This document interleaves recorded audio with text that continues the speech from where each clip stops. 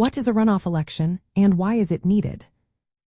Imagine voting in an election where no candidate gets more than half the votes. What happens next? That's where a runoff election comes into play. It's a second vote held to pick a winner when the first round doesn't produce a clear majority. This process helps make sure the person who wins truly has the support of most voters. In many elections, especially those with multiple candidates, votes can be split. For example, if 5 candidates run for office, each might get only a small part of the votes. The candidate with the most votes might not have more than 50%. That means they won the most votes, but not necessarily the support of the majority. Without a runoff, that candidate could become the winner even if most voters preferred someone else.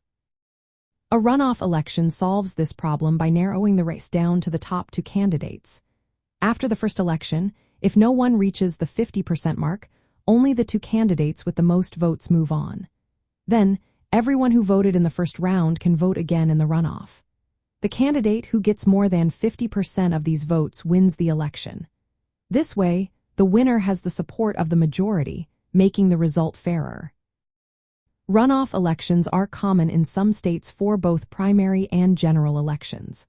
The timing varies, but usually it happens a few weeks after the first vote. This gives candidates time to campaign again and voters time to learn about the final choices. It also encourages candidates to reach out to more voters and clarify their plans.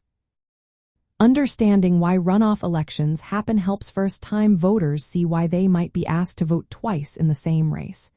It shows how their votes in both rounds matter and can influence who ends up in office. Participating in both votes ensures that the elected official truly represents the majority's choice.